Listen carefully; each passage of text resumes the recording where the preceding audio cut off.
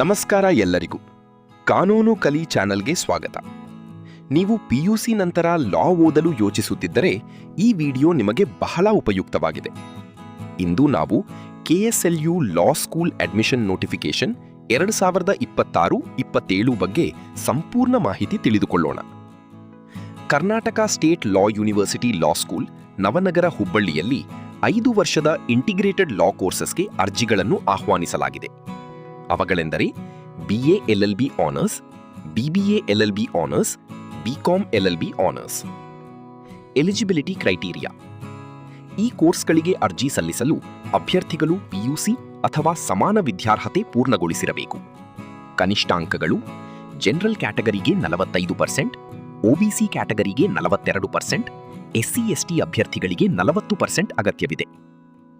Age limit: general category ಅಭ್ಯರ್ಥಿಗಳಿಗೆ ಗರಿಷ್ಠ ವಯೋಮಿತಿ 20 ವರ್ಷ, SC, ST ಹಾಗೂ OBC ಅಭ್ಯರ್ಥಿಗಳಿಗೆ 22 ವರ್ಷ ವಯೋಮಿತಿ ಇರುತ್ತದೆ. ಎಂಟ್ರೆನ್ಸ್ ಟೆಸ್ಟ್ ಡೀಟೇಲ್ಸ್: ಈ ಪ್ರವೇಶ ಪ್ರಕ್ರಿಯೆ ಎಂಟ್ರೆನ್ಸ್ ಟೆಸ್ಟ್ ಆಧಾರಿತವಾಗಿರುತ್ತದೆ. ಪರೀಕ್ಷೆಯಲ್ಲಿ comprehension, communication skills, arithmetic, reasoning ability, legal aptitude ಇವುಗಳನ್ನು ಪರೀಕ್ಷಿಸಲಾಗುತ್ತದೆ. ಪರೀಕ್ಷೆಯ ದಿನಾಂಕ 7 ಜೂನ್ 2026.